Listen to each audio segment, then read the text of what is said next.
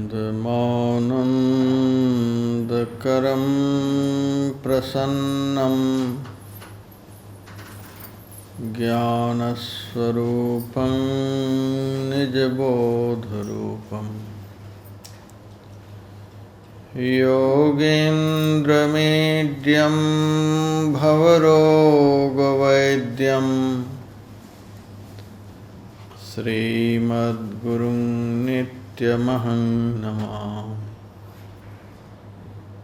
यस्याङ्घ्रिपङ्कजपरागपरप्रभावात् भूत्वा कृतिमतां श्रुतिमाचरामि तं सद्गुरुं सततसर्वसुखं सदग्र्यं वन्दे सदा विमलबोधघनं विचित्रम्। वन्दो गुरुपदकञ्जकृपासिन्धुनररूपहरि महामोहतमपुञ्ज जासु वचन रविकरनिकर। मेरा मुझ में कुछ नहीं, जो कुछ है सब तोर, तेरा तुझको सौंपते क्या लागेगा मोर।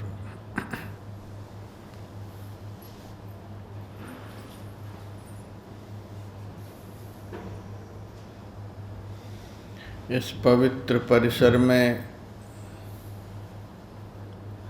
अपने जीवन और जन्म को सफल बनाने हेतु पधारे हुए धर्म प्रेमी सज्जनों, माताओं तथा बहनों,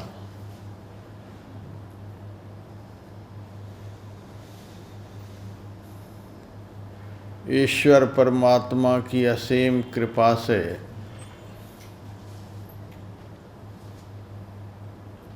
इस नववर्ष के मंगलमय बेला में परम मंगलमय कार्यक्रम आयोजित हुआ है।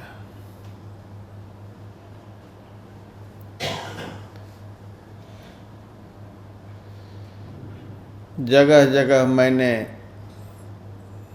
यात्रा क्रम में देखा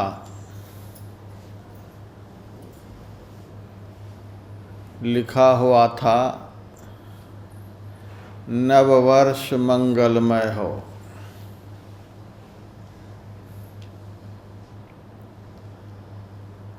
सब चाहते हैं नववर्ष मंगलमय हो।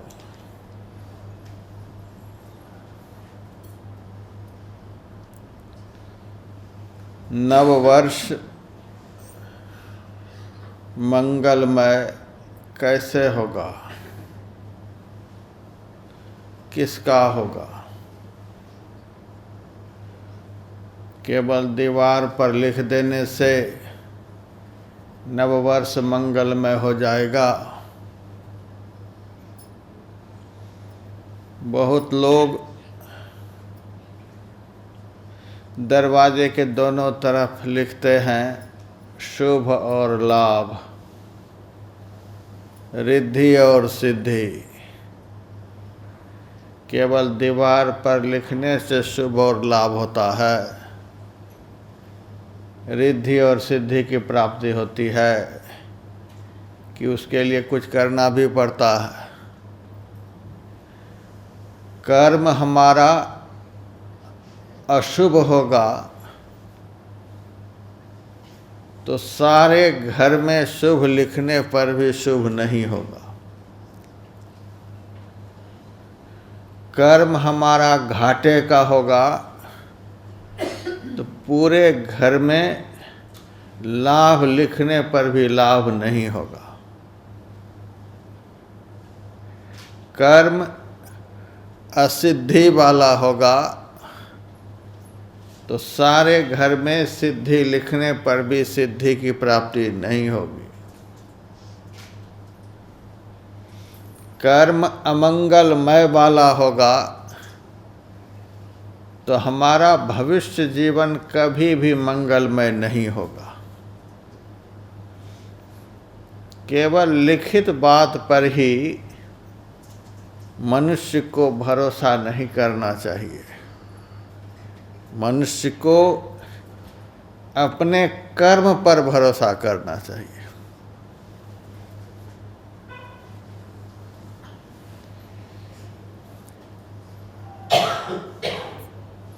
मैं तो पूरे भारतवर्ष में धर्म प्रचार के लिए भ्रमण करता ही रहता हूँ। इस वर्ष संयोग से यहाँ नववर्ष का दिन मुझे सत्संग करने के लिए मिला। अन्यथा कभी किसी शहर में आज के दिन होता हूँ, कभी किसी शहर में आज के दिन होता हूँ। सबसे ज़्यादा पशुवध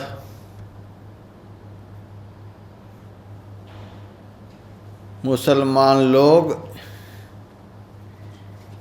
ईद के अवसर पर करते हैं और सबसे ज़्यादा नमाज भी उसी दिन वे लोग पढ़ते हैं। और हिंदू समाज में सबसे ज़्यादा हिंसा का काम, सबसे ज़्यादा शराब की बिक्री 1 जनवरी को ही होती है।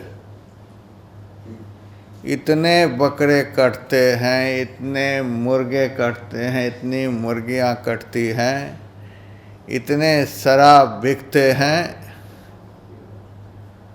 इतने लोग आज जुआ खेलते हैं, इतने लोग आज पाप करते हैं कि जितना किसी भी दिन पाप नहीं करते। और जगह जगह लिखते हैं नव वर्ष मंगलमय हो,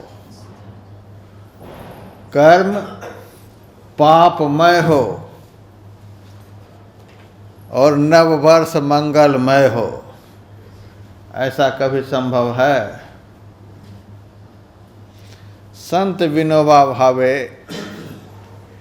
कभी कभी कहा करते थे, कुछ प्रार्थना को भगवान सुनते हैं और कुछ प्रार्थना को भगवान नहीं सुनते।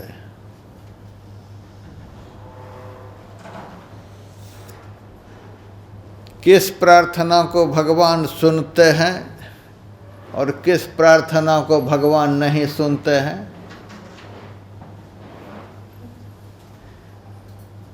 उदाहरण के रूप में सुनिए,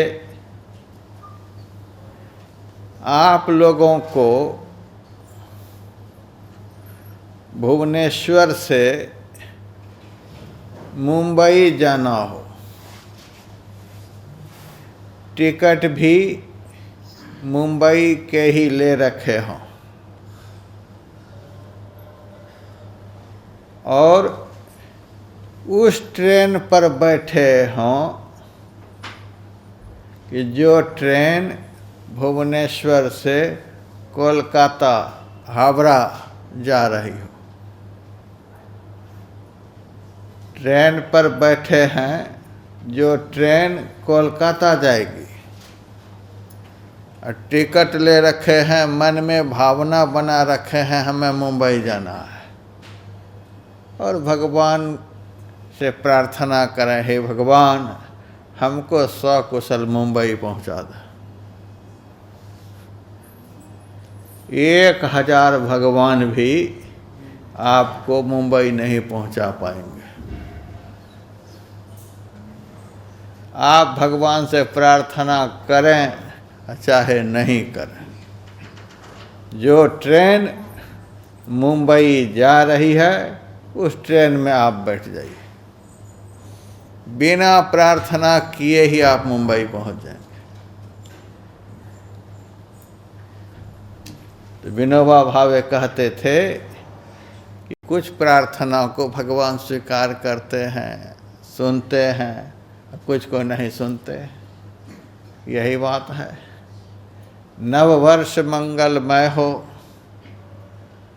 आज 5 बजे सुबह से ही नए साल के मुबारकबाद लोग देते आ रहे हैं हमको। हम भी सबके लिए मंगलमय शुभकामना कर रहे हैं। लेकिन हमारे करने से क्या होगा? जब तक आप मंगलमय कर्म नहीं करेंगे तब तक हमारी शुभकामना से भी आपका मंगलमय दिन नहीं होगा।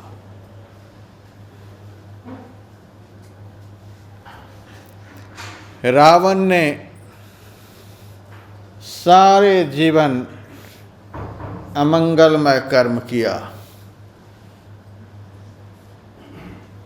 उसका मंगल नहीं हुआ, रावण की दुर्गति हुई। दुर्योधन ने सब दिन अमंगलमय कर्म किया, दुर्योधन की दुर्गति हुई। कंस ने सारे जीवन अमंगलमय कर्म किया, उनकी दुर्गति हुई। और भी बहुतों का नाम आप लोग जानते ही होंगे। दुनियावी चीज़ों की कोई कमी नहीं, फिर भी कर्म उसका मंगलमय नहीं हुआ तो उसका मंगल नहीं हुआ।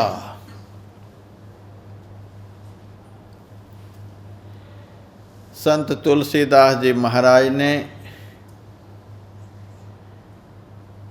दोहावली में लिखा है, रवि पंचक जाके नहीं, ताहि तृतीया नाही, तेहि सप्तक घेरे रहे, कबहु चतुर्थी नाही। आप लोग ध्यान से सुनिएगा, नववर्ष मंगलमय हो। रवि पंचक जाके नहीं, ताहि तृतीया नाही, तेहि सप्तक घेरे रहे, कबहु चतुर्थी नाही। आज रविवार है,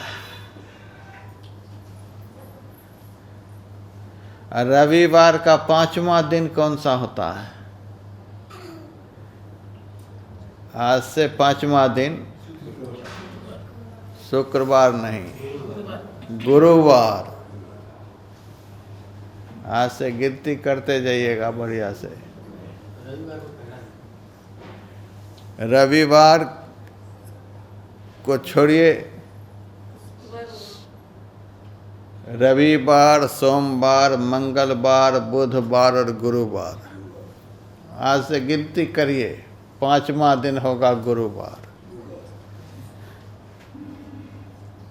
जिन्होंने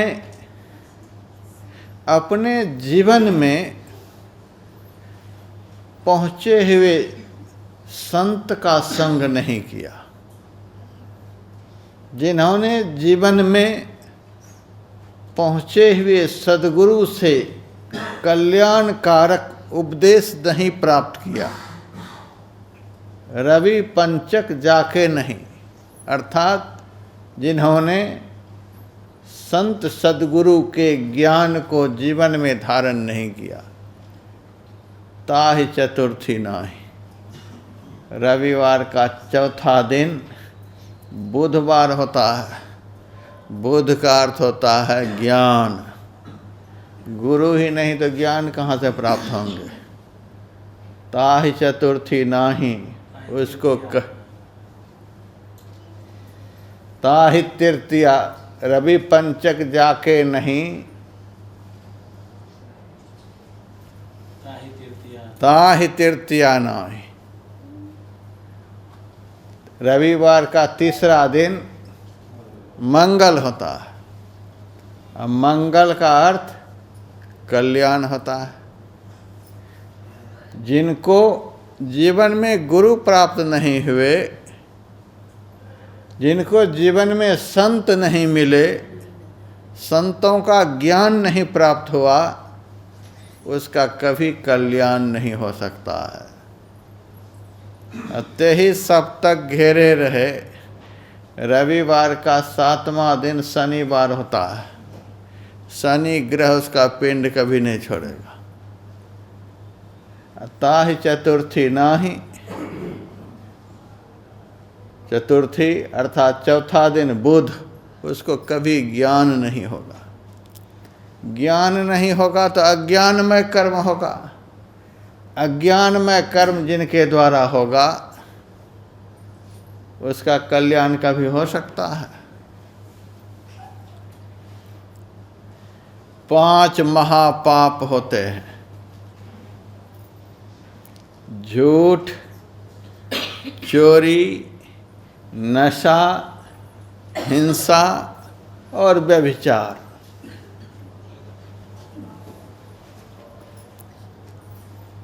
कोई भी नहीं कह सकते कि झूठ बोलना धर्म है,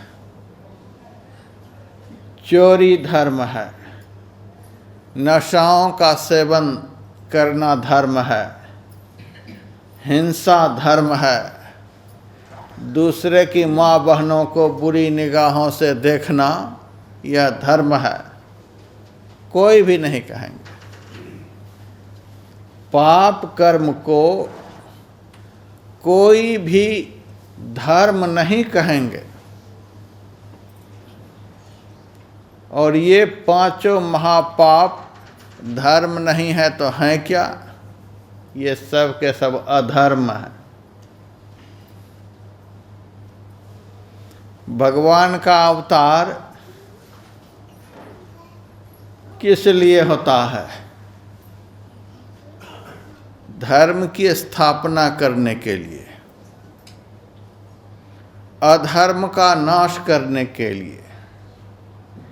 जिनके द्वारा धर्म की रक्षा होती है, उनके परित्राण के लिए। जिनके द्वारा अधर्म बढ़ता है, उनका सत्यानाश करने के लिए। भगवान का अवतार इसीलिए न होता है। गीता में भगवान ने स्वयं कहा, यदा यदा हि धर्मस्य ग्लानिर्भवति भारत अभ्युत्थानाम धर्मस्य तदात्मानं सृजाम्यहम् परित्राणाय साधूनां विनाशाय च दुष्कृतां धर्म संस्थापनार्थाय संभवामि युगे युगे। धर्म की स्थापना के लिए मैं युग युग में अवतार लेता हूँ,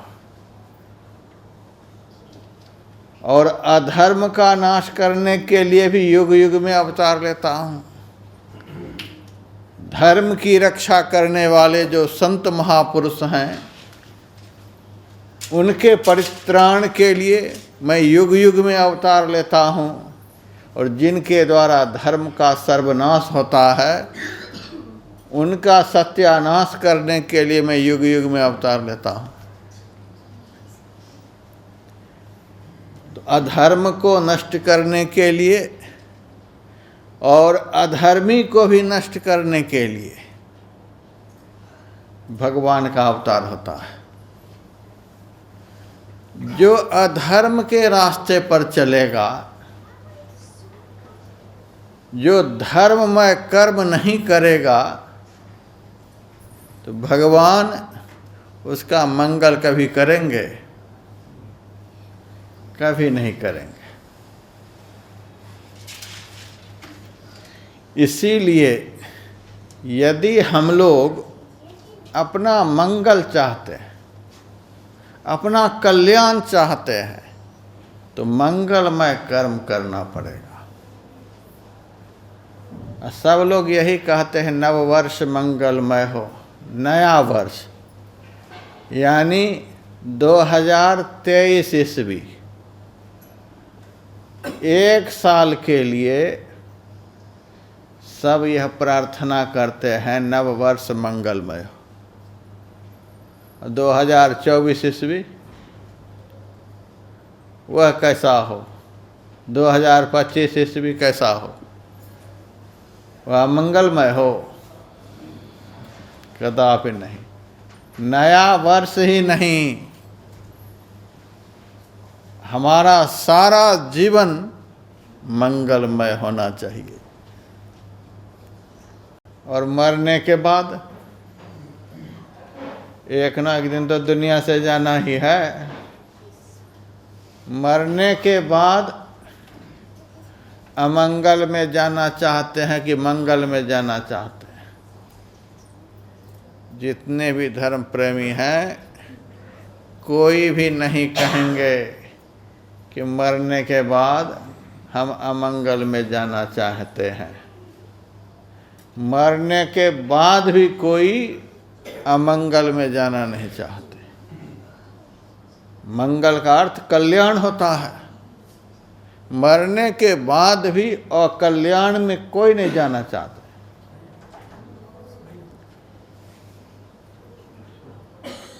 मरने के बाद भी सब सुख चाहते हैं, सब शांति चाहते हैं। तो कर्म कैसा करना होगा? कौन सा ऐसा कर्म है जिस कर्म के करने से वर्तमान जीवन भी मंगलमय होगा और हमारा भविष्य जीवन भी मंगलमय होगा? उस कर्म के ऊपर विचार करना पड़ेगा। कौन ऐसा कर्म है जिस कर्म के करने से वर्तमान जीवन भी अमंगलमय होगा और भविष्य जीवन भी अमंगलमय होगा?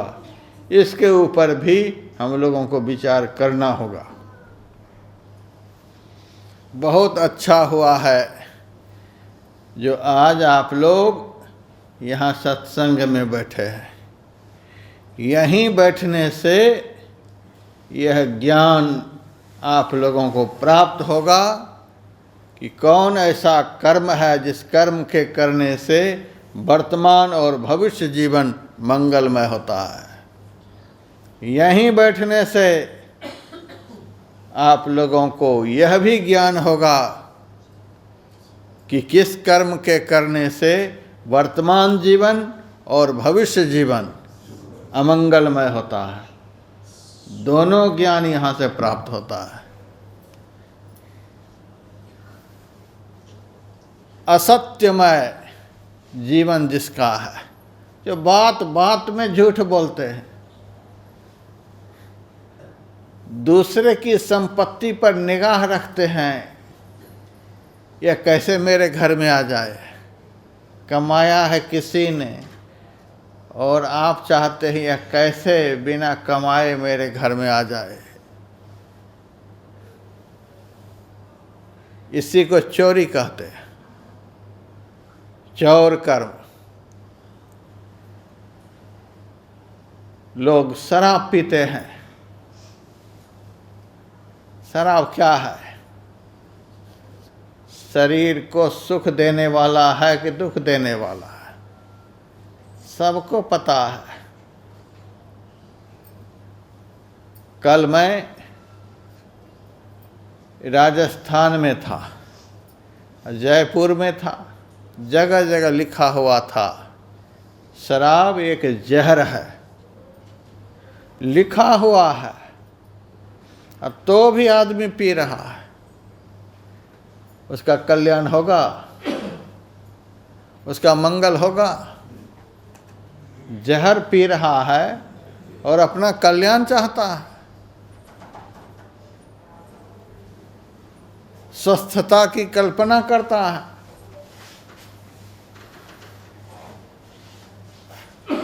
नशा का सेवन यह अमंगलमय कर्म है। हिंसा यह अमंगलमय कर्म है। मन से, वचन से, कर्म से कभी भी किसी भी प्राणी को दुख नहीं देना चाहिए। जब हम कभी भी किसी के द्वारा दुख पाना नहीं चाहते हैं तो हम कैसे दूसरे को दुख देने का प्रयास करते हैं? और बहुत आदमी तो अपने को सुखी करने के लिए दूसरे को खा जाते हैं।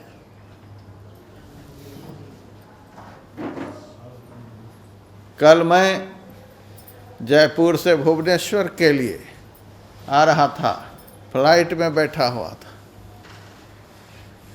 ऐसा संयोग था कि मेरे चारों तरफ मांसाहारी लोग ही बैठे हुए थे। खाने का सामान जब आया तो जरा भी उनके अंदर धर्म बुद्धि नहीं। हम लोगों के बगल में साधु महात्मा बैठे हुए। मुसलमान होता तो उतना दुख नहीं होता। हिंदू परिवार का आदमी मेरे चारों तरफ की सीट पर बैठा हुआ और चिकन का प्लेट लेकर खाना शुरू कर दिया और इतनी बदबू चारों तरफ फैल रही थी। मैं दोनों हाथों से नाक को बंद किए हुए था और मुझे नाक बंद किए हुए देखकर वे लोग हंस भी रहे थे और खा भी रहे थे। ऐसे आदमी का कभी मंगल हो सकता है?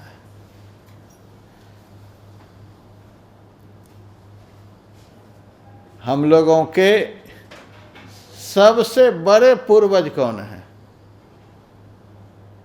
जहाँ से मानव जाति का आरंभ हुआ है, जानते हैं उनका नाम? सबसे बड़ा पूर्वज जिनसे मानव जाति उत्पन्न हुई है। देखिए माताएं बोल रही हैं, इधर से भी बिल्कुल सत्य बोल रहे हैं। वे हुए स्वयंभू मनु और उनकी लिखी हुई एक पुस्तक है जिसका नाम है मनुस्मृति। मनुस्मृति में उन्होंने लिखा है, स्वमांसं परमांसेन ये वर्धितुमिच्छति अनभ्यर्च पितॄन् देवान् ततोऽन्यो नास्ति पुण्यकृत। जो अपने शरीर के मांस को बढ़ाने के लिए दूसरे प्राणी के शरीर के मांस को ग्रहण करता है, खाता है, ऐसे खाने वाले को क्या होता है? उनकी तो दुर्गति होती ही है। उनके जो पितर हैं, बाप दादे मरकर पितृलोक में गए हैं, उनके भी पुण्य नष्ट हो जाते और उनके सारे पितर भी दुर्गति को प्राप्त करते हैं। मनु भगवान ने ऐसा लिखा है। फिर उन्होंने यह भी लिखा, न मांस भक्षणे दोषो न मद्ये न च मैथुने प्रवृत्तिरेषा भूतानां निवृत्तिस्तु महाफला। अज्ञानी लोग, मूढ़ लोग, निकृष्ट लोग ऐसा समझते हैं कि मांस भक्षण करने में दोष नहीं होता है, नशा सेवन करने में दोष नहीं होता है और इंद्रियों को ही सदैव तृप्त करने में दोष नहीं होता है। लेकिन जो थोड़ा भी ज्ञान रखता है और इन चीज़ों का त्याग कर देता है तो उसे महाफल की प्राप्ति होती है, उसका परम मंगल होता है। जहाँ से मानवीय सृष्टि आरंभ हुई है, उन्होंने हिंसा कर्म को त्याज्य बताया है, निकृष्टतम कर्म बताया है। और ऐसा कर्म करने वाला कितना भी माला पर जपता रहेगा, नववर्ष मंगलमय हो, उसका कभी भी नववर्ष मंगलमय नहीं होगा, उनका भविष्य मंगलमय हो जाएगा। जो मन से, वचन से, कर्म से दूसरे का अमंगल चाहेगा, उसका कभी मंगल नहीं होगा।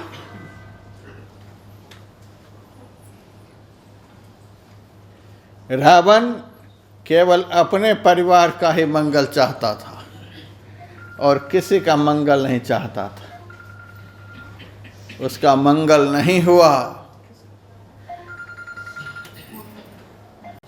कंस अपने ही घर का मंगल चाहता था, दूसरे का मंगल नहीं चाहता था। उसका मंगल नहीं हुआ।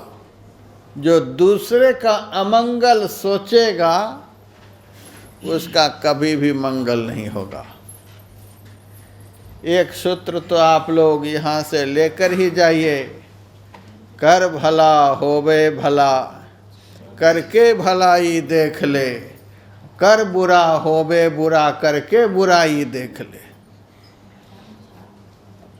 झूठ, चोरी, नशा, हिंसा, व्यभिचार, ये 5 महापाप हैं। इसके करने से जीवन में कभी मंगल नहीं आ सकता है। वर्तमान और भविष्य जीवन मंगलमय नहीं हो सकता है।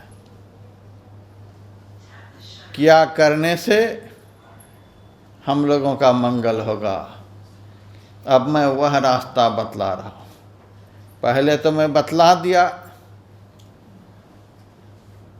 कौन सा कर्म करने से सारे जीवन माला पर जपते रहने से भी वर्तमान और भविष्य मंगलमय नहीं हो सकता है।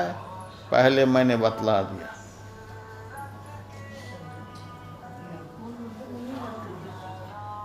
मोबाइल को तो सब कोई थोड़ी देर बंद कर ही लीजिए।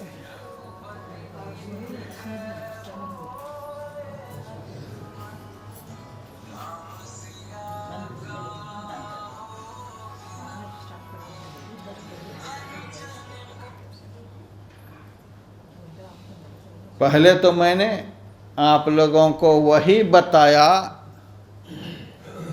कि किस कर्म के करने से सारे जीवन माला पर जपते रहने पर भी मंगल नहीं हो सकता, न वर्तमान जीवन में न भविष्य जीवन में। और जो तुरंत आए हैं, आ ही रहे हैं, उनको दोहरा दोहरा करके हमें कहना पड़ रहा है।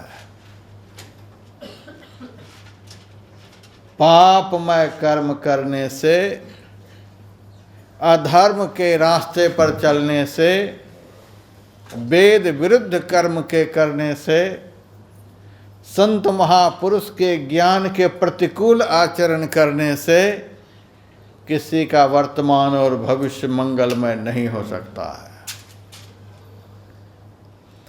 हम लोगों का मंगलमय जीवन कैसे होगा? हम केवल नव वर्ष की ही बात नहीं करते। क्या पता अगले साल इस तिथि को मेरा आना होगा कि नहीं आना होगा। इसीलिए सब दिन के लिए, सारे जीवन के लिए, सब के लिए, मरने के बाद के जीवन के लिए भी मैं आपको सुना रहा हूँ।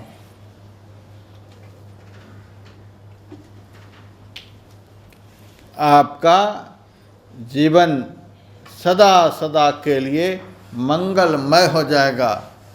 लेकिन वह कौन सा कर्म है? अभी आप लोगों ने संत तुलसीदास जी महाराज द्वारा रचित रामायण का पाठ यहाँ सुना। तुलसीदास जी महाराज ने क्या लिखा है? मुद मंगलमय संत समाजु, जो जग जंगम तीर्थ राजू।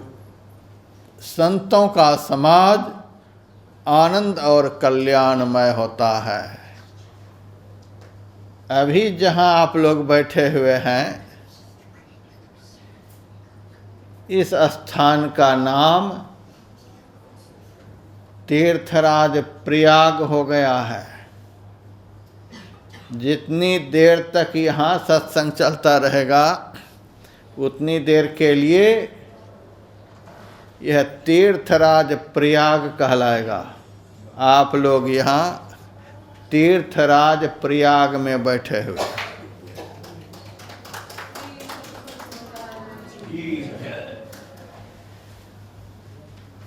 जो जग जंगम तीर्थ राजू, संत को धर्म ग्रंथों में तीर्थ का स्वरूप बतलाया गया है। नारद जी ने भक्ति सूत्र में लिखा है, तीर्थी कुर्वन्ति तीर्थानि, संत तीर्थ को सुतीर्थ बना देते हैं। संत के चरण पड़ने से ही स्थान को तीर्थत्व प्राप्त होता है। हनुमान जी सीता जी की खोज में लंका गए।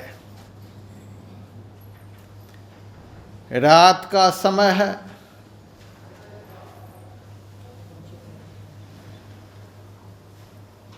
हनुमान जी सीता जी का पता लगाने के लिए एक एक करके राक्षस के घर में गए। सब राक्षस के घर में गए, एक भी घर नहीं छोड़े। सब राक्षस के घर में हनुमान जी गए। तुलसीदास जी महाराज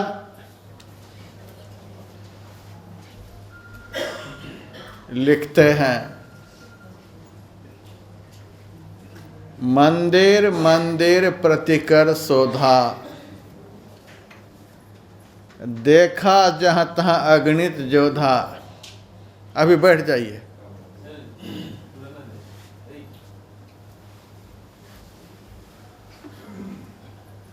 मंदिर मंदिर प्रतिकर शोधा, देखा जहाँ तहाँ अगणित जोधा। गयऊ दशानन मंदिर माही, अति विचित्र कही जात सो नाही। शयन किए देखा कपिते ही, मंदिर मोहन दीख बैदेही। सारे राक्षस के घर में हनुमान जी सीता जी को ढूंढने के लिए गए। और तुलसीदास जी महाराज लिखते हैं, मंदिर मंदिर प्रतिकर शोधा। राक्षस के घर को तुलसीदास जी महाराज मंदिर लिखते हैं।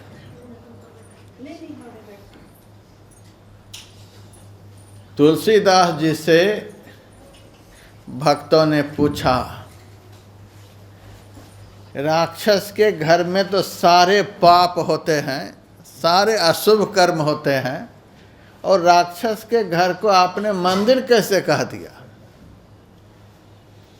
तुलसीदास जी महाराज ने कहा, राक्षस के घर को मैंने मंदिर नहीं कहा है। सुनो, मैंने मंदिर क्यों लिखा, मंदिर क्यों कहा? हनुमान जी संत हैं, भगवान के सबसे बड़े भक्त हैं।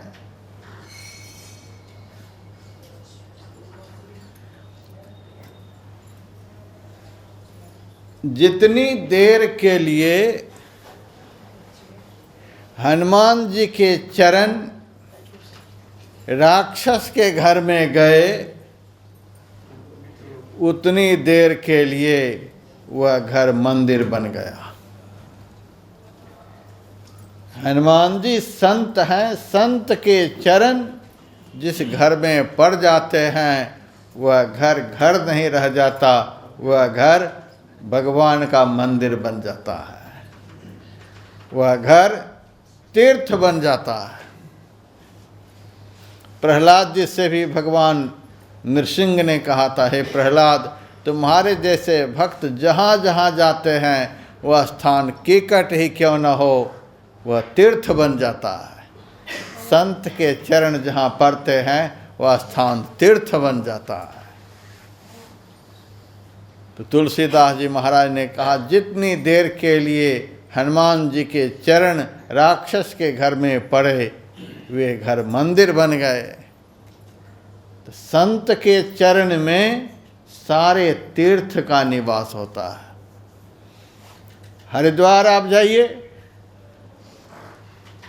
हरिद्वार जाइएगा तो हरिद्वार तीर्थ में जाने का पुण्य आपको प्राप्त होगा, वृंदावन जाने का पुण्य नहीं प्राप्त होगा।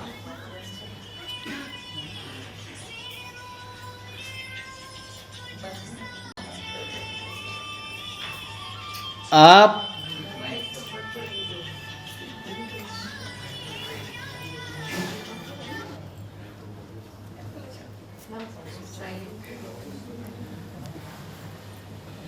जगन्नाथपुरी जाइए, आपको जगन्नाथपुरी जाने का पुण्य प्राप्त होगा, अयोध्या जाने का पुण्य प्राप्त नहीं होगा। आप अयोध्या जाइए, अयोध्या जाने का पुण्य आपको प्राप्त होगा, बद्रिकाश्रम जाने का पुण्य प्राप्त नहीं होगा। आप पुष्कर राज जाइए, पुष्कर राज में जाने का पुण्य प्राप्त होगा, उज्जैन जाने का पुण्य प्राप्त नहीं होगा। जिस तीर्थ में जाइएगा उसी तीर्थ में जाने का पुण्य आपको प्राप्त होगा। लेकिन संत के चरण में आप पहुंच जाइए, दुनिया के सारे तीर्थ में जाने का पुण्य एक साथ प्राप्त हो जाएगा।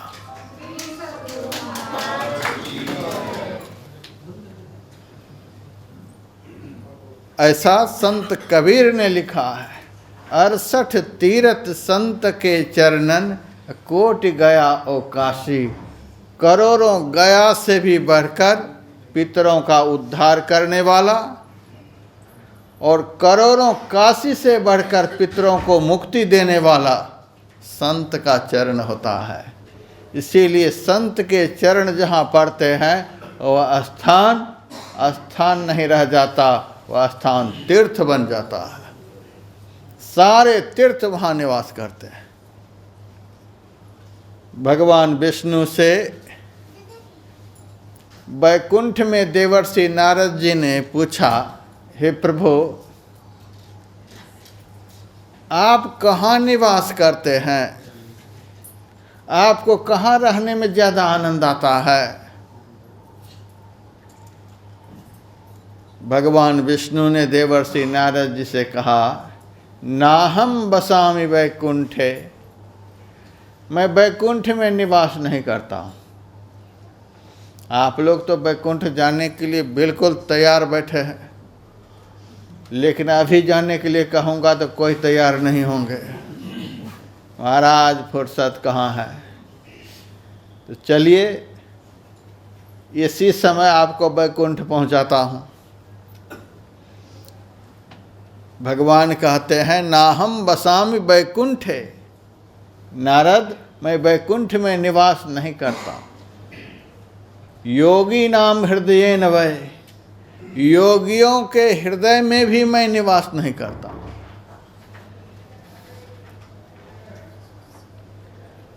देवर्षि नारद जी ने पूछा, फिर आप रहते हैं कहाँ? आप निवास करते हैं कहाँ?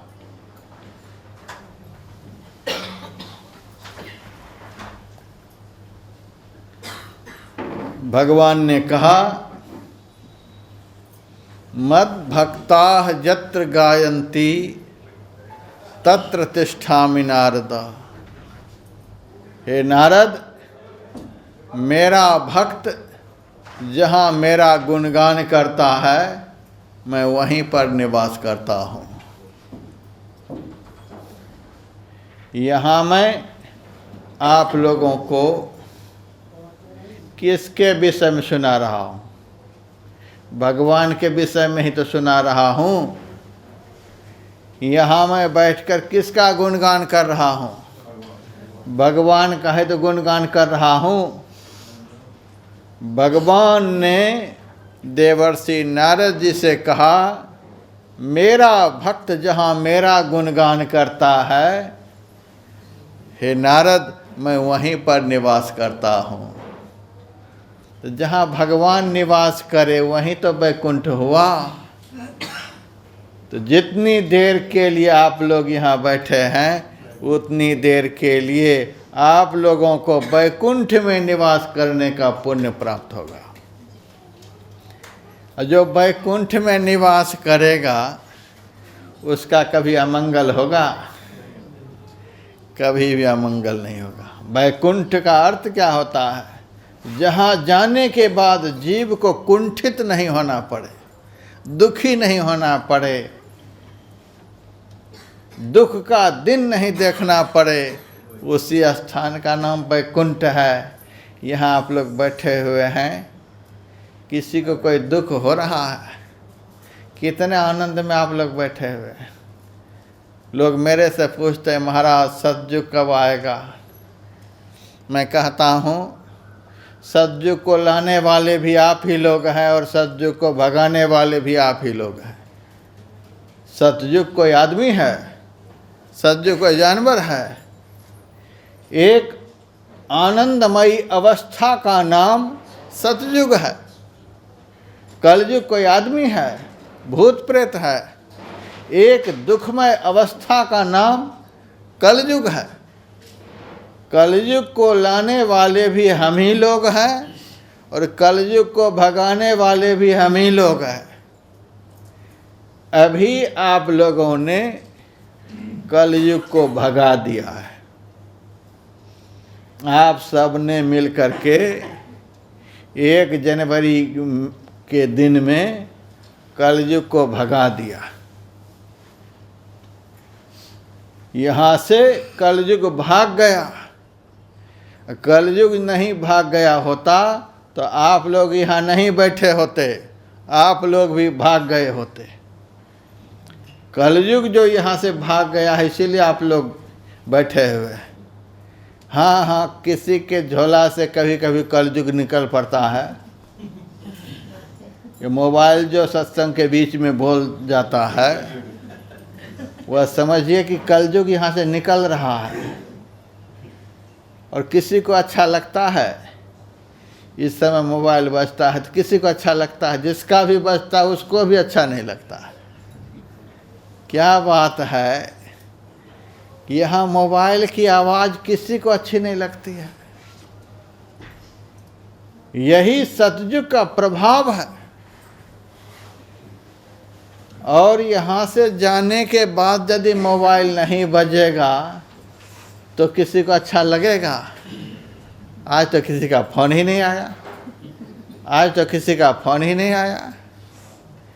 यहाँ से जाने के बाद मोबाइल नहीं बजेगा तो किसी को अच्छा नहीं लगेगा। और यहाँ किसी का मोबाइल बजेगा तो किसी को अच्छा नहीं लगेगा। कारण क्या है? यहाँ अशांति किसी को अच्छे नहीं लगती है। तो सतयुग कहते हैं किसको? शांतिमय वातावरण को। शांतिमय वातावरण का नाम ही सतयुग है। जहाँ अशांति नहीं हो, जिस समय अशांति बिल्कुल नहीं हो, उसी समय का नाम सतयुग है। अभी आप लोग सतयुग में बैठे हो। जब यहाँ कथा खत्म हो जाएगी, सत्संग विराम ले लेगा, यहाँ से आप उठकर खड़े होंगे, त्रेता युग आ जाएगा।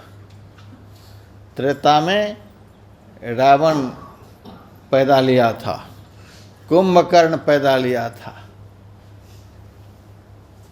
आप लोगों के अंदर में रावण और कुंभकर्ण पैदा ले लेगा। यह करो, वह करो, वह करो, इसको मारो, इसको खाओ, यही सब मन करना शुरू करेगा। हम लोगों का पापी मन ही रावण है। दूसरा रावण काहे के लिए होगा? रावण क्या सब करता था वही सब हमारा मन करता है। लेकिन यहाँ अभी सबका मन पवित्र है। मन पवित्र हो जाए, वातावरण शांत हो जाए, उसी स्थिति का नाम तो सतयुग है। जब आप सड़क पर पहुंच जाएंगे तब द्वापर युग आ जाएगा। द्वापर में कंस का जन्म हुआ था। कंस कहते हैं निर्दयी व्यक्ति को, दयाहीन व्यक्ति को, जिसके दिल में लेस मात्र भी दया नहीं हो, उसी को कंस कहते हैं। हम लोगों का मन ही कंस है। अपने पर भी हम दया करने के लिए तैयार नहीं हैं। बहुत लोग तो अपने पर भी दया करने के लिए तैयार नहीं है। यदि हमारा कर्म अच्छा नहीं है तो समझिए हम अपने पर भी दया करने के लिए तैयार नहीं है। हमारा अमंगलमय कर्म हमको कभी भी सुखी नहीं कर सकता है। हम अपने ऊपर भी दया करने के लिए तैयार नहीं है। ऐसे ऐसे कर्म मनुष्य के द्वारा होते हैं जो कर्म उनके भविष्य और वर्तमान को अमंगलमय बना देता है। ऐसा कर्म जिसके द्वारा होता है, समझिए उसका मन ही कंस है। घर पहुंचते पहुंचते तो पता चल ही जाएगा कौन सा युग चल रहा है। कलह पूर्ण वातावरण में जीना, यही तो कलयुग है। अधर्म में जीना, यही तो कलयुग है। पाप में जीना, यही तो कलयुग है। पाप से कभी मुक्त नहीं होना, यही तो कलयुग है। धर्म से दूर रहना, यही तो कलयुग है। और किसको कलयुग कहते हैं? अभी इतने सारे धर्म प्रेमी बैठे हैं, कितने आनंद से बैठे हैं, कितनी शांति से बैठे हैं। हम ना किसी को कपड़े बांट रहे हैं, ना पैसे बांट रहे हैं। कोई लीडर थोड़े हैं, किसी भी बात में छूट नहीं दे रहे हैं। यहाँ आओ तो ये छूट मिल जाएगी। सब आराम से बैठे हैं, बिना किसी चीज के ही सब आराम में बैठे हैं। जिस घर में सारी सुविधाएं हैं वहाँ लोग टेंशन में हैं, वहाँ लोग परेशान हैं, वहाँ लोग बेचैन हैं। अशांति का वातावरण वहाँ है, लेकिन यहाँ का वातावरण देखिए कितना शांत है। इतनी शांति किसके कारण यहाँ है? भगवान कहते हैं मद भक्ता यत्र गायन्ति तत्र तिष्ठामि नारद। हे नारद, मेरा भक्त जहाँ मेरा गुणगान करता है मैं वहीं पर निवास करता हूँ। यहाँ अभी भगवान का निवास है। जहाँ भगवान का निवास होता है वहीं शांति होती है। यदि अपने घर में शांति चाहते हैं, अपने परिवार में शांति चाहते हैं, अपने जीवन में शांति चाहते हैं, अपने हृदय में भगवान को बसा लीजिए। लेकिन आप में ताकत नहीं है कि सारी दुनिया के मालिक को आप अपने हृदय में बसा लेंगे।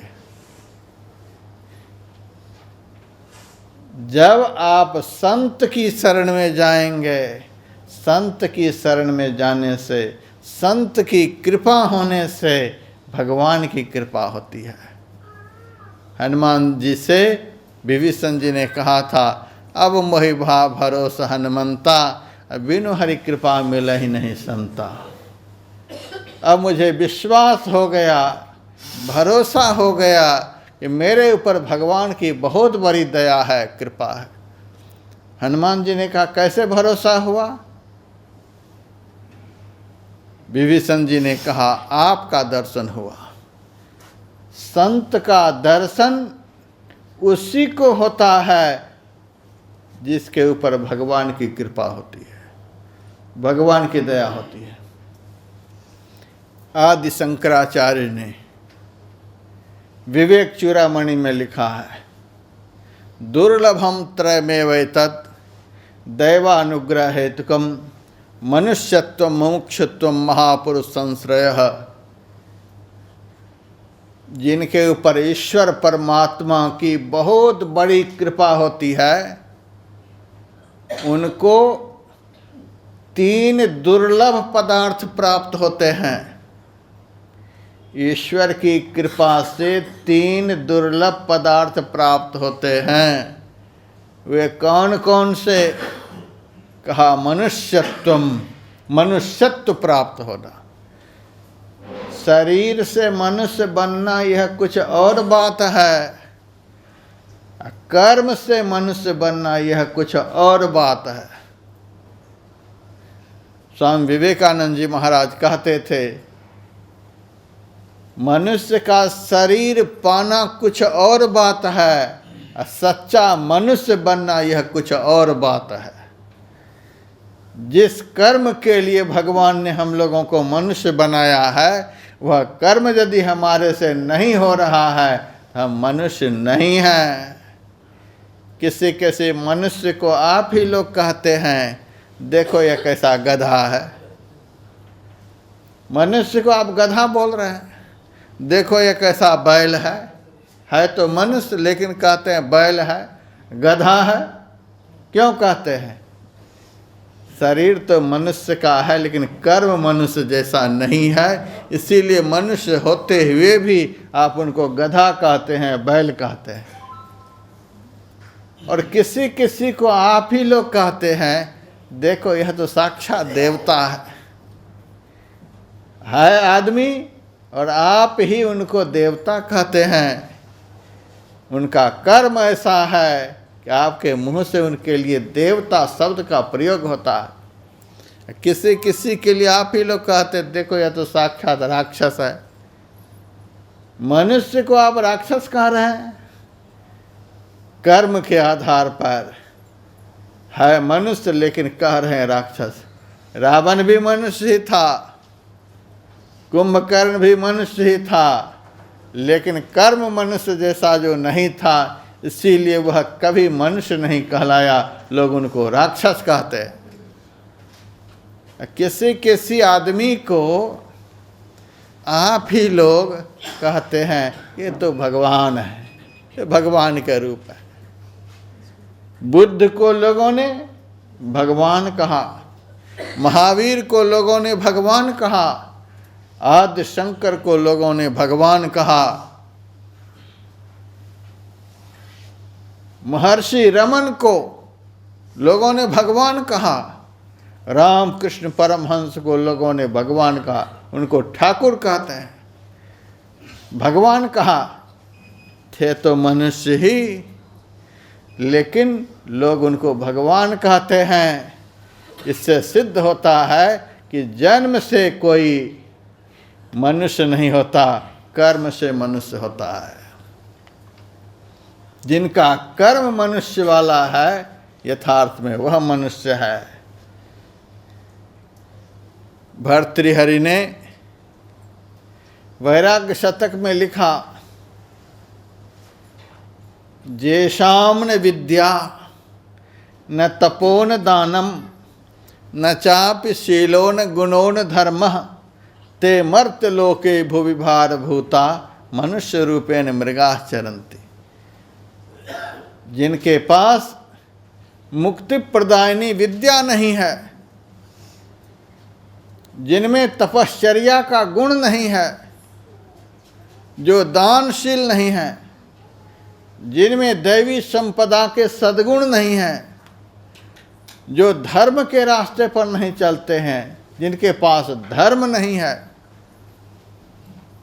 और जो अपने से बड़ों का आदर मान सम्मान नहीं करता है, शरीर भले मनुष्य का हो, लेकिन कहते मनुष्य रूपेण मृगाः चरन्ति, मनुष्य के रूप में वे जानवर हैं, पृथ्वी के भार स्वरूप हैं। तो जिनके पास विद्या है, तपश्चर्या है, दैवी संपदा के सद्गुण हैं, जिनके पास धर्म है, जिनके पास समग्र सद्गुण हैं, और जो अपने से बड़ों का सब तरह से सम्मान करते हैं, वे सच्चा मानव हैं। ऐसी मानवता स्वयं से प्राप्त नहीं होती है। जिनके ऊपर ईश्वर की कृपा होती है, वे ही ऐसे मानव होते हैं। मुमुक्षुत्वम, मुमुक्षुत्व का अर्थ होता है मोक्ष पाने की इच्छा रखने वाले। मोक्ष का अर्थ होता है अखंड सुख, नित्य सुख, शरीर संसार के दुखमय बंधनों से छूट जाना, इसी को मोक्ष कहते हैं। संसार के लोगों के अंदर खंड खंड होने वाले सुख की इच्छा है। पुत्र का सुख कितने दिनों का, धन का सुख कितने दिनों का, शरीर का सुख कितने दिनों का, घर का सुख कितने दिनों का, पद प्रतिष्ठा का सुख कितने दिनों का, जब तक यह जीवन है। और इस जीवन में भी इन सब चीज़ों से सुख नहीं मिलता है, यह भी सुन लीजिए। इस जीवन में भी इन सब चीज़ों से सुख नहीं मिलता है। हम तो दुनिया घूमते हैं और सबको देखते हैं, पुत्र भी है, धन भी है, नौकरी भी है, पैसे भी हैं, पद भी है, प्रतिष्ठा भी है, तो भी भीतर से दुख का अनुभव कर रहे हैं। फिर भी साधु संत महात्मा के पास जाते हैं, देवी देवताओं के पास जाते हैं, क्या मांगते हैं? बेटा दे दीजिए। प्रत्यक्ष में देखते हैं कि दुनिया में बहुत सारे बेटे वाले हैं, कहाँ सुखी हैं? धन वाले बहुत हैं, कहाँ सुखी हैं?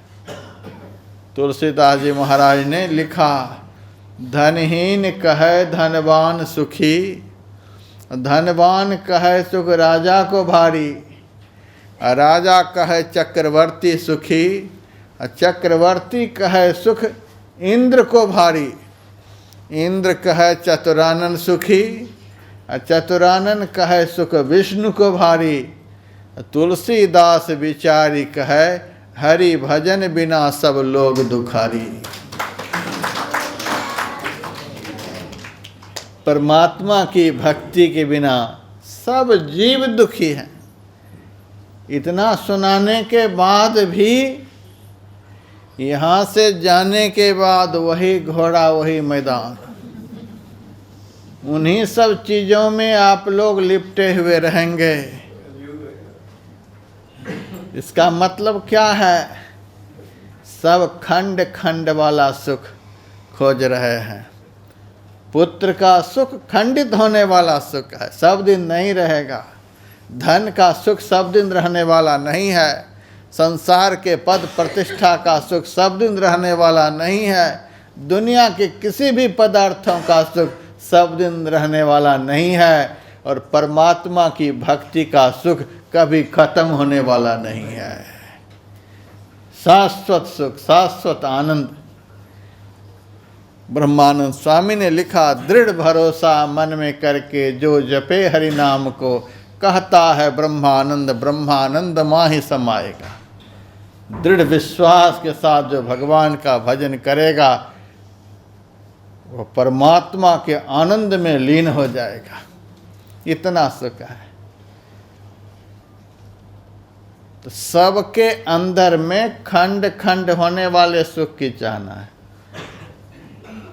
यदि संसार के किसी भी पदार्थों की चाहना आपके मन में है तो समझिए कि वह सुख खंडित होने वाला है। किसी किसी के मन में अखंड सुख की कामना होती है। अखंड सुख किस में है? जो अखंड है, यह संसार पहले भी नहीं था, आगे भी नहीं रहेगा, अभी भी एक समान थोड़े है, सब बदल रहा है। आपका शरीर भी बदल रहा है, आपका विचार बदल रहा है, सब कुछ बदल रहा है। यहाँ कुछ स्थिर रहने वाला है? सब बदल रहा है, सब बदल रहा है। लेकिन आज तक किसी के मुंह से निकला है कि परमात्मा भी बदल रहे हैं? परमात्मा पहले जैसे, आगे भी वैसे, अभी भी वैसे। एकमात्र परमात्मा ही अखंड हैं। उस परमात्मा को देखने की इच्छा, उस परमात्मा को पाने की इच्छा, उस परमात्मा से मिलने की इच्छा उस परमात्मा की शरण में जाने की इच्छा, यथार्थ में यही है मुमुक्षा, मोक्ष प्राप्ति की इच्छा। विभीषण जी लंका छोड़कर भगवान की शरण में आ गए। भगवान ने विभीषण जी को लंका का राजा बना दिया। पहुँचते ही कहा, कह लंकेश सहित परिवारा, कुशल कुठार बास तुम्हारा। हे लंकेश, अपना कुशल समाचार सुनाओ। वहाँ बैठे हुए भक्तों ने कहा, महाराज लंका का राजा तो रावण है। लंकेश का अर्थ होता है लंका का राजा, लंका का राजा रावण है। और यह विभीषण है, विभीषण को आप लंका का राजा कैसे कह रहे हैं? भगवान ने कहा, हमारी यही प्रतिज्ञा है कि जो हमारी शरण में आ जाएगा उनके जन्म जन्म की दरिद्रता को मैं खत्म कर दूंगा, उनको मैं राजा बना दूंगा। विभीषण राजा बन गया। सुग्रीव दर दर का भिखारी था, भटकता फिर रहा था। भाई ने उनको घर से बाहर निकाल दिया था। सुग्रीव दर दर भटक रहा था। हनुमान जी की कृपा हुई और सुग्रीव भगवान की शरण में चला गया। भगवान ने क्या बना दिया सुग्रीव को? किष्किंधा का राजा बना दिया। भगवान की शरण में सुग्रीव चला गया, राजा बन गया। भगवान की शरण में विभीषण चला गया, राजा बन गया। जो भी भगवान की शरण में चले गए उनका कल्याण हो गया है।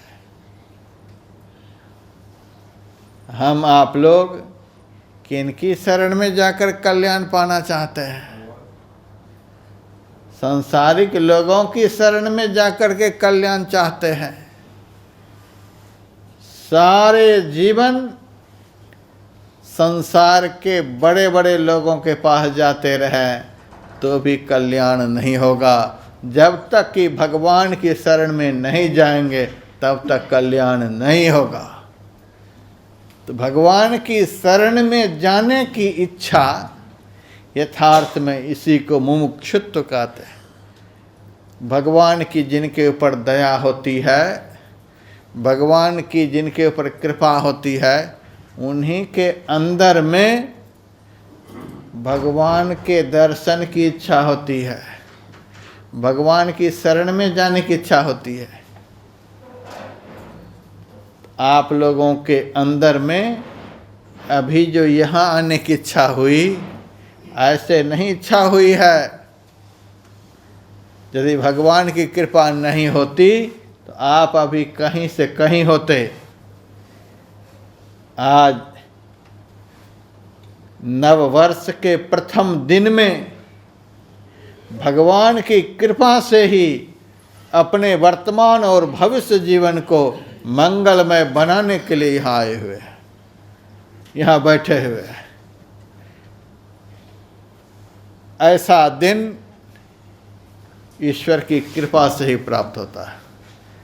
धन्य घड़ी सोई जब सत्संगा, वही घड़ी वही समय धन्य है जिस घड़ी में, जिस समय में संत का संग प्राप्त होता है। राजस्थान में एक संत हुए सुंदर दास जी, उन्होंने लिखा, तात मिले पुनि मात मिले, सुत भ्रात मिले, युवती सुखदाई, राज मिले गजबाज मिले, सब साज मिले, मन वांछित पाई, लोक मिले सुरलोक मिले, विधि लोक मिले, बैकुंठहु जाई, सुंदर और मिले सब ही सुख, संत समागम दुर्लभ भाई। यह संतों का समागम बड़ा दुर्लभ है। भगवान की जिनके ऊपर कृपा होती है वही यहाँ आते हैं। यहाँ आने पर उनको क्या मिलता है? भगवान के साथ का आनंद प्राप्त होता है। क्योंकि जहाँ संत का पदार्पण होता है भगवान कहते मैं वहीं पर निवास करता हूँ। भगवान के साथ में निवास करने का पुण्य प्राप्त होता है। जो भगवान के साथ में रहेंगे उनका दुनिया में कोई कुछ बिगाड़ सकता है? आज कोई आदमी एमएलए के पास बैठता उठता है, उनको लोग कितना बड़ा समझता है। अरे यह तो एमएलए के पास बैठता उठता है, बहुत बड़ा आदमी है। एमएलए नहीं है, उनके पास जो उनका रहना सहना होता है, इससे ही लोग उनको बड़ा आदमी कहने लगता है। जो सांसद के पास बैठता उठता है, उनसे भी बड़ा आदमी वह कहलाता है। मुख्यमंत्री के पास जिनका बैठना उठना है, वह कितना बड़ा आदमी कहलाता है। प्रधानमंत्री के आसपास में जो रहता हो, उनके पास में जो बैठता उठता हो, वह कितना बड़ा आदमी कहलाएगा। प्रधानमंत्री नहीं है, उनके पास बैठता है, इतने से ही वह बड़ा आदमी कहलाता है। बड़ा के पास बैठने से ही आदमी बड़ा बनता है। छोटा के पास बैठने वाला बड़ा आदमी भी छोटा बन जाता है। अभी आप लोग किनके साथ बैठे हैं? भगवान का वचन है, मेरा भक्त जहाँ मेरा गुणगान करता है, मैं वहीं पर निवास करता हूँ। यहाँ भगवान का निवास है। आप लोग यहाँ भगवान के साथ में बैठे हुए हैं। और जो भगवान के साथ में बैठेंगे, उनसे बड़ा आदमी कौन हो सकता है? भगवान के आसपास बैठने वाला, भगवान के साथ में बैठने वाला, उनसे बड़ा आदमी कौन हो सकता है? उनकी तरफ कौन देख सकता है? हमने हरिद्वार में कुंभ का मेला के अवसर पर शिविर लगाया। कोरोना का भयंकर काल चल रहा था। किसी ने अपना शिविर 4 दिन में उखाड़ लिया, किसी ने 8 दिन में उखाड़ लिया, किसी ने 15 दिन में उखाड़ लिया। और हमारा शिविर 1 महीना तक चलता रहा। डीएम का फोन आता रहा, एसपी का फोन आता रहा, महाराज साहब ने शिविर उखाड़ लिया, आप अब तक चला रहे हैं। मैंने कहा हमने तो 1 महीना के लिए संकल्प लिया। महाराज कोरोना का बड़ा भयंकर काल चल रहा है। मैंने कहा यदि हमारे शिविर के अंदर किसी को कोरोना हो जाएगा तो हम शिविर बंद कर देंगे, शिविर को उखाड़ लेंगे। और जब तक किसी को कोरोना पॉजिटिव नहीं होगा तब तक हमारा शिविर चलता रहेगा। मंदिर में घूमने वाले की जांच होती थी तो कोरोना पॉजिटिव, धामों में घूमने वाले की जांच होती थी कोरोना पॉजिटिव, और भी इधर उधर घूमने वाले को कोरोना पॉजिटिव। और जो मेरे शिविर में नित्य नियम से सत्संग करते थे, नित्य नियम से भगवान का भजन करते थे, पूरे हरिद्वार घूमते थे, तो भी कोरोना नेगेटिव। और किसी की हिम्मत नहीं हुई मेरे कैंप को उखाड़ने की। मुझे पूरा विश्वास था कि जहाँ भगवान निवास करते हैं वहाँ कोरोना को कौन कहे, वहाँ काल भी नहीं पहुँच सकता है।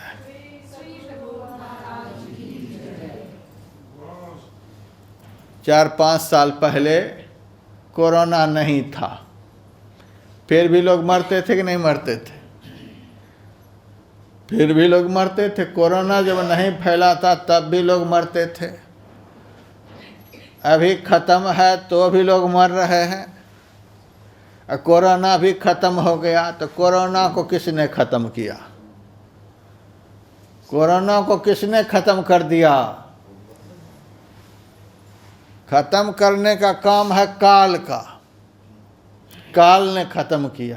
पहले भी नहीं था कोरोना, अभी नहीं है, बीच में आया काल ने उसको खत्म किया।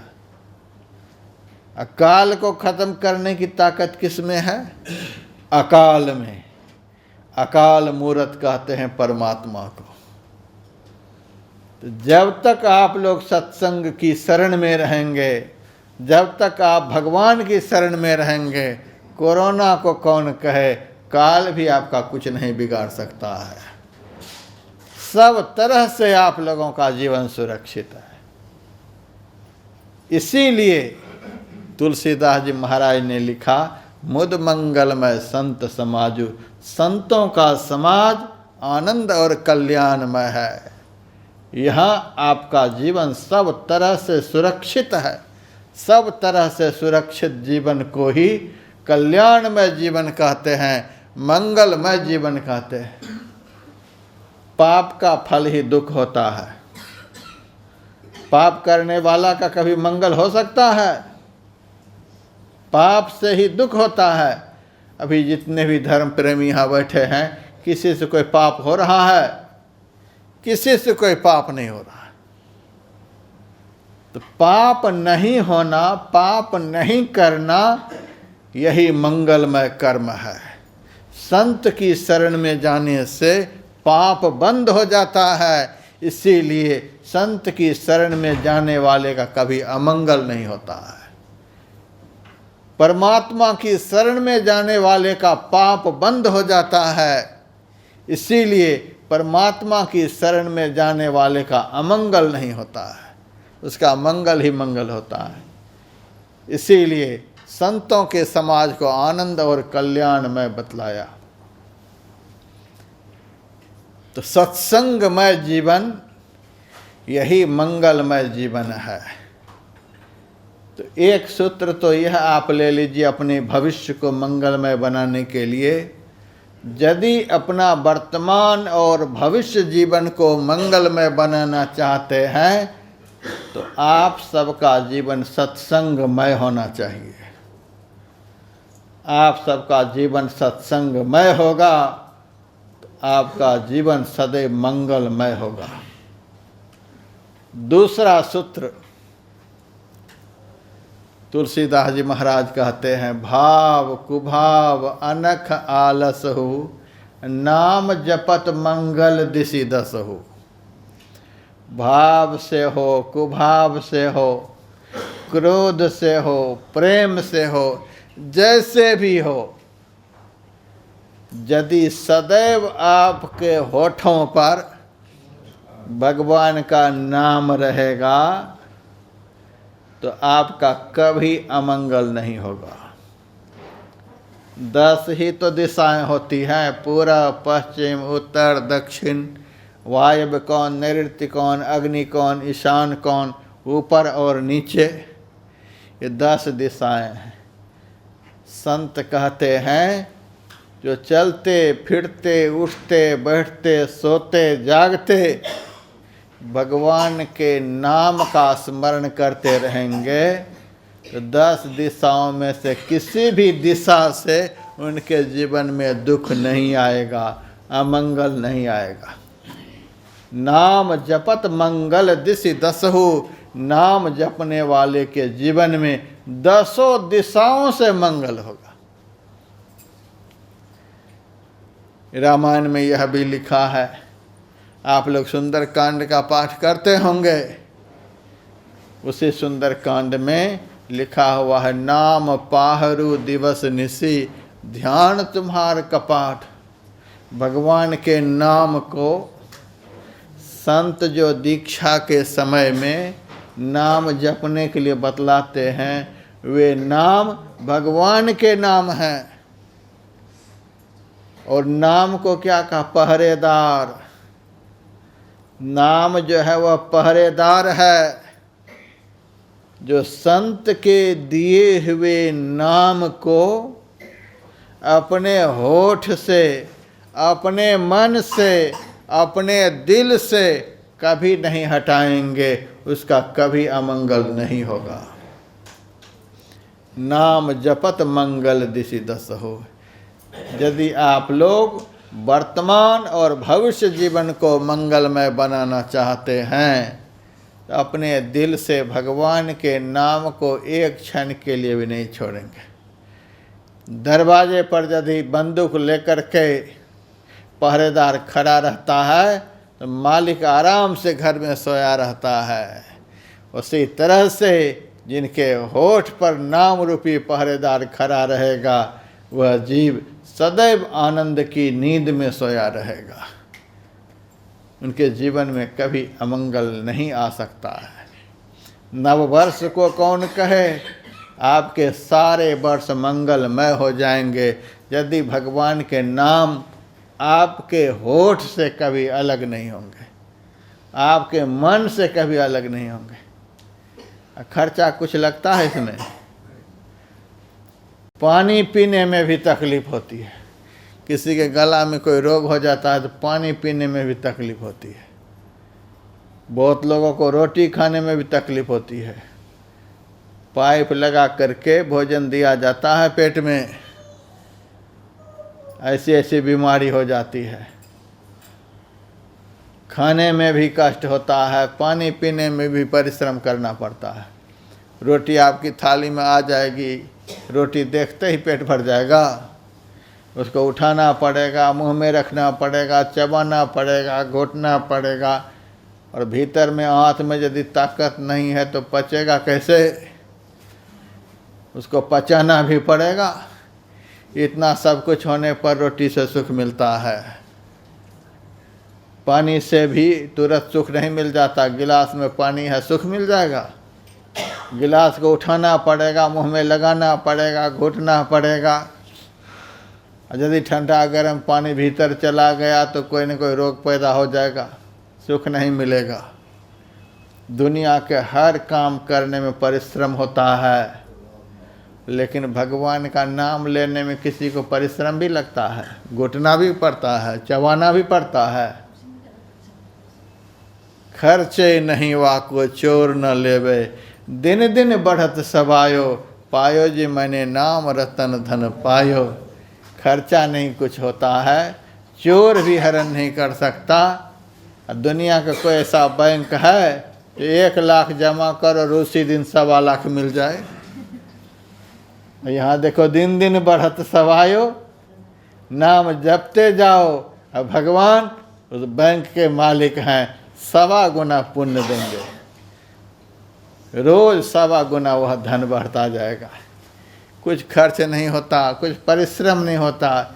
उठते बैठते सोते जागते खाते पीते शरीर से संसार का काम करो और अंदर ही अंदर उस नाम का स्मरण करते रहो।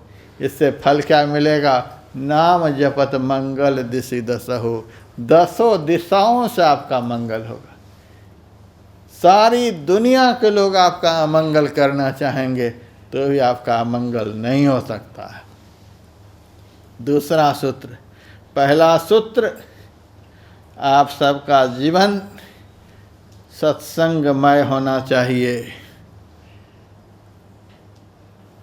दूसरा सूत्र, आप सबका जीवन मंत्रमय होना चाहिए। मंत्र को कभी नहीं छोड़ना है, भगवान के नाम को कभी भी नहीं छोड़ना है। तीसरा सूत्र, राम नाम कलिकाम तरु, राम भगति सुरधेनु, सकल सुमंगल मूल जग, गुरुपद पंकज रेणु। भगवान का नाम कलयुग में कल्प वृक्ष के समान है। कल्प वृक्ष की छाया में रहने वाला जो कुछ चाहता है वह सब प्राप्त हो जाता है। भगवान के नाम की छाया में जो जीव जिएगा उनके सारे मनोरथ पूर्ण हो जाएंगे। राम भगति सुरधेनु, परमात्मा की भक्ति ही कामधेनु गाय है। कामधेनु गाय जहाँ रहती है वहाँ सारी इच्छा पूर्ण हो जाती है। जो भगवान की भक्ति करेंगे उनकी सारी इच्छा पूर्ण हो जाएगी। सकल सुमंगल मूल जग, समस्त सुमंगलों की जड़, गुरुपद पंकज रेणु, गुरु के चरण कमल की धूल। जो गुरु के चरण कमल को कभी नहीं छोड़ेंगे उसका कभी भी अमंगल नहीं होगा। आप लोगों का जीवन सत्संगमय हो, आप लोगों का जीवन मंत्रमय हो और आप लोगों का जीवन गुरुमय हो, तब नववर्ष मंगलमय हो। और नववर्ष की ही बात मैं नहीं करता, हम 1 साल की बात नहीं करते हैं। यह नया साल, आप लोग तो बस इतना ही कहते हैं नववर्ष मंगलमय हो, यह नया साल जो है यह मंगलमय हो। और पुराना साल, नया साल मंगलमय हो, पुराना साल अमंगलमय हो। आप लोग कभी भी अपना अमंगल नहीं चाहते, मरने के बाद भी अपना मंगल नहीं चाहते हैं, सब सदैव अपना मंगल चाहते हैं। यदि आप लोग सदैव अपना मंगल चाहते हैं तो आप सबका जीवन सत्संगमय हो, आप लोगों का जीवन मंत्रमय हो और आप लोगों का जीवन गुरुमय हो। गुरु के चरण को जो नहीं छोड़ेंगे, सकल सुमंगल मूल जग, तेहि सब तक घेरे रहे कबहु तृतीया नाही। रविवार का तीसरा दिन मंगलवार होता है। जो गुरु के चरण को नहीं छोड़ेंगे उनका कभी अमंगल नहीं होगा। गुरु किसको कहते हैं? ज्ञान देने वाले को। ज्ञान देने वाले महापुरुष के चरण को जो कभी भी नहीं छोड़ेंगे उसका कभी अमंगल नहीं होगा। यही नववर्ष मंगलमय, शाश्वत जीवन मंगलमय, वर्तमान और भविष्य जीवन मंगलमय। आप सबका वर्तमान और भविष्य जीवन मंगलमय हो, इसके लिए मैंने 3 सूत्र बारंबार बता दिया। बारंबार यहाँ से 3 सूत्र लेकर के जाएं। 3 सूत्र यदि नहीं ले जा सकें तो यहाँ का बताया हुआ एक सूत्र भी आपका अमंगल नहीं होने देगा। या तो आप सत्संगमय बन जाए, आपका जीवन सत्संगमय हो जाए, सत्संग के बिना रहा नहीं जाए। आ तो गए हैं सारे धर्म प्रेमी, लेकिन धीरे धीरे आए। एक तो हम ही 3 बजे से 2-4 मिनट बाद में आए, लेकिन आप लोग धीरे धीरे आए। हम देखिए आप लोगों के लिए कितनी जल्दी ट्रेन से भी आ सकते थे, लेकिन हम ट्रेन से नहीं आए, हम आपके लिए प्लेन से आए, ताकि मैं बहुत जल्दी सारे भक्तों का कल्याण करने के लिए पहुंच जाऊं। हम आप सबके कल्याण के लिए प्लेन से भागे भागे बहुत जल्दी आए, आप सबके कल्याण के लिए। और आप लोग अपने कल्याण के लिए भी धीरे धीरे रे मना धीरे सब कुछ हो। धीरे धीरे रावण जब मर रहा था, एक छोटा सा दृष्टांत सुनाकर प्रवचन बंद करूंगा। रावण जब मर रहा था तो भगवान राम ने लक्ष्मण से कहा, लक्ष्मण, दुनिया का सबसे बड़ा राजनीतिज्ञ आज मर रहा है, जाओ उनसे राजनीति सीखो। लक्ष्मण ने कहा, उस पापी के पास हमको भेज रहे हैं, वो हमको राजनीति सिखलाएंगे। कहा, अरे जाओ, मैं कह रहा हूँ, बता देना राम ने भेजा है, मुझे राजनीति सिखलाओ। भगवान का आदेश हुआ, लक्ष्मण चले गए, रावण के सामने जाकर के खड़ा हो गया। रावण ने लक्ष्मण से पूछा, लक्ष्मण तो इस समय यहाँ कैसा आया? कहा, भैया ने राजनीति सीखने के लिए आपके पास भेजा है। अच्छा, मरने के समय आए राजनीति सीखने के लिए? कहा, जीते जी आपके सामने खड़ा कौन हो सकता था? जैसे तैसे पहुंच गए हैं इस समय। अच्छा आ गया है तो कोई बात नहीं, मेरा धनुष बाण सामने पड़ा हुआ है, थोड़ा सा हमारे हाथ में दो तो। लक्ष्मण ने मन में सोचा, मरते मरते भी धनुष बाण ही मांग रहा है, इनके हाथ में दे दूं और चला दिया तो राम नाम सत इनसे पहले हो जाएगा। अब धनुष बाण खिसका ही नहीं रहे, बारंबार रावण मांग रहे हैं धनुष बाण ला करके दे, ला करके दे। लक्ष्मण खड़े के खड़े रह गए, हिले नहीं। तब रावण जैसे तैसे अपने शरीर को घसीटते हुए धनुष बाण के पास पहुंच ही गए। हाथ में धनुष लिया, बाण लिया, धनुष पर बाण चढ़ाया, जिधर लक्ष्मण खड़ा था उधर ही तान दिया। अब तो लक्ष्मण मन ही मन बड़ा घबराया, मरते मरते भी ये पापी दूसरे को मार करके ही जाएगा। इस समय भी धर्म भावना इसके दिल में नहीं, मुझे मारने के लिए तैयार है। अब तो जिधर जिधर लक्ष्मण जाए उधर ही बाण को घुमाए। अब चारों तरफ लक्ष्मण जी घूम रहे हैं, रावण का बाण चारों तरफ घूम रहा है। हाथ जोड़कर लक्ष्मण ने कहा, इस समय भी तो थोड़ा धर्म कमा लो, कुछ पुण्य का काम कर लो। इस समय भी मारने के लिए तैयार। मैं आया था आपके पास राजनीति सीखने के लिए और आप मारने के लिए तैयार हैं। रावण ने कहा, राजनीति ही तो सिखला रहा हूँ, मार कहाँ रहा। मारने का होता तो तुरंत मार देता, लेकिन मार नहीं रहा हूँ, राजनीति सिखला रहा हूँ। कहा, यह कौन सी राजनीति है? रावण ने कहा कि जब तक शत्रु पूर्ण रूपेण समाप्त न हो जाए तब तक उनके सामने खाली हाथ नहीं जाना चाहिए। खाली हाथ शत्रु के पास नहीं जाना चाहिए। क्या मतलब हुआ? हम लोगों का शत्रु कौन है? भीतर में बैठा हुआ काम, क्रोध, लोभ, मोह, अहंकार, यही सब तो शत्रु हैं। अभी सारे शत्रु सत्संग के प्रभाव से शांत हो गए हैं। शांत हो गए हैं तो कभी यह नहीं समझना कि ऐसा ही रहेगा। कमरा से बाहर निकलते ही एक एक करके खड़ा होना शुरू हो जाएगा।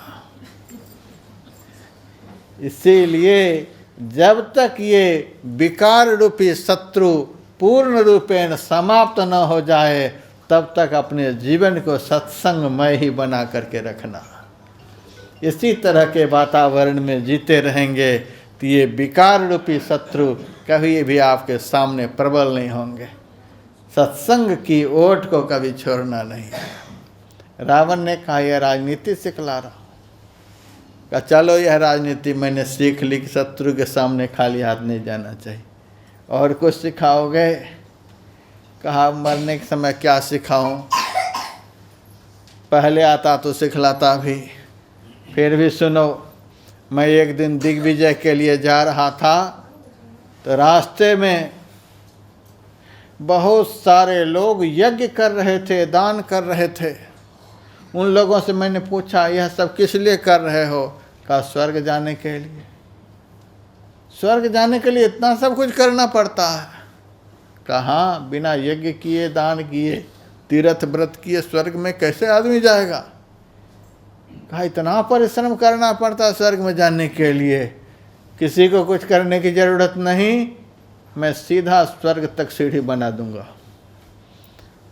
मैं जा रहा हूँ, विश्वकर्मा को आदेश करूंगा, तुरंत सीढ़ी बनाएगा, सब आराम से स्वर्ग में जाएगा।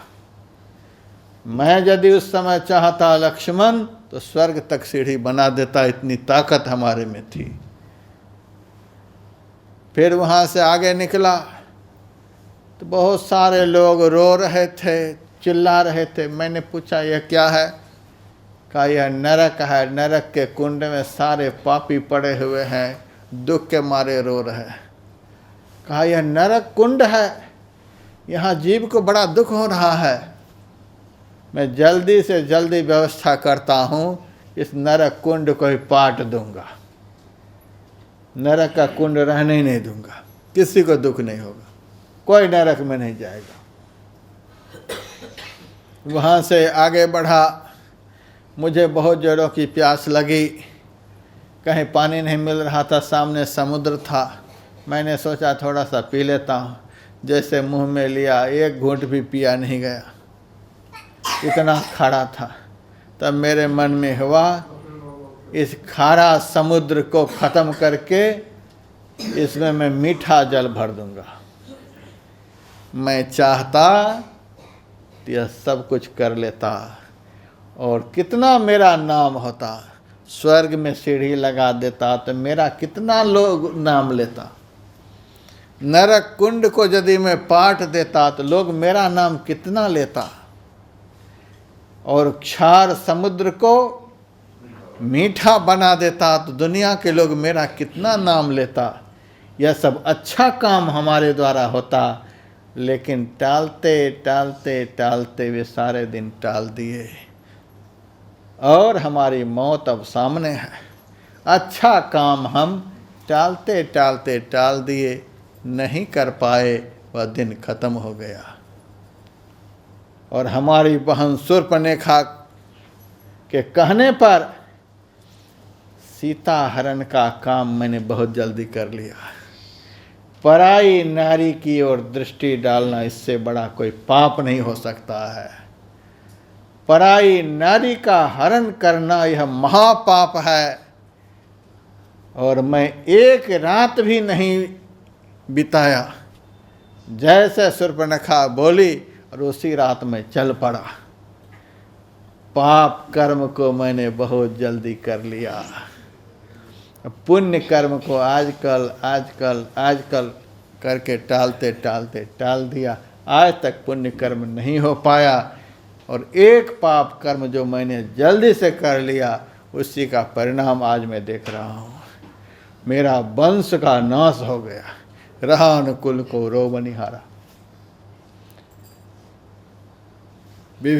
लक्ष्मण, यह सबसे बड़ी राजनीति है। अच्छा काम, मानव जीवन कैसा है? जैसे पानी के ऊपर पानी के बुलबुले होते हैं। पानी के बुलबुले कब फूटेंगे पता नहीं, उसी तरह से यह मानव जीवन कब समाप्त होगा कुछ पता नहीं। जीवन बहुत थोड़ा है, सफ़र बहुत लंबा है। अब भजन का काम सहज होते हुए भी बड़ा कठिन है, सबसे नहीं हो पाता है, बड़ा कठिन है। सफ़र बहुत लंबा, काम बड़ा कठिन, समय बहुत थोड़ा। फिर भी आज करेंगे भजन, कल करेंगे भजन, आज करेंगे कल करेंगे, टालते टालते टालते यहाँ पर कोई 90 साल के हैं, कोई 80 साल के हैं, कोई 60 साल के, कोई 50 साल के, और फिर भी मोबाइल ही बज रहा है, फिर भी मोबाइल ही बज रहा है।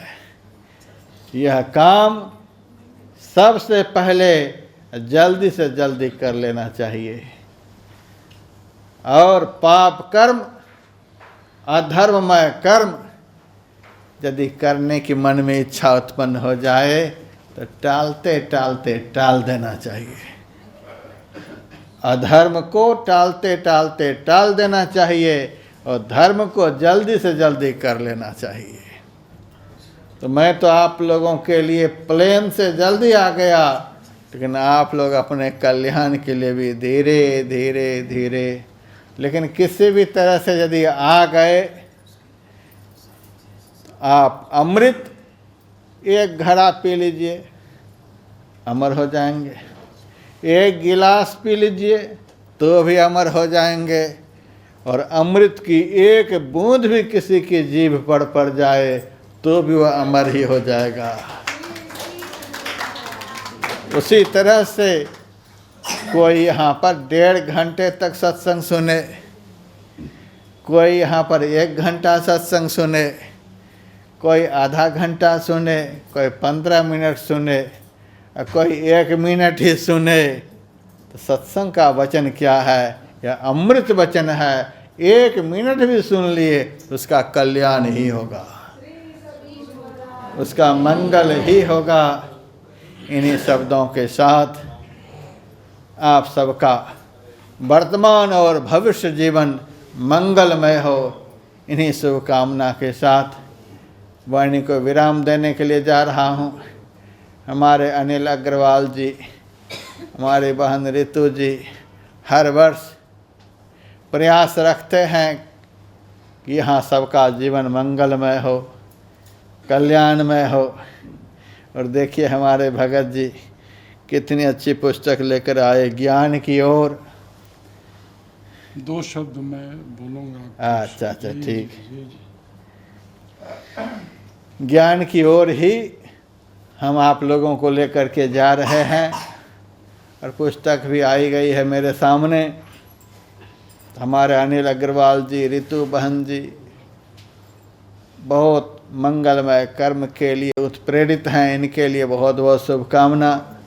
और भी जितने भी धर्म प्रेमी यहाँ पर आए, सब के लिए मैं बहुत बहुत शुभकामना। वर्तमान और भविष्य जीवन मंगलमय सबका हो। YouTube चैनल के माध्यम से बहुत सारे लोग मेरे इस प्रवचन को सुन रहे हैं, देश विदेश के लोग सुन रहे हैं।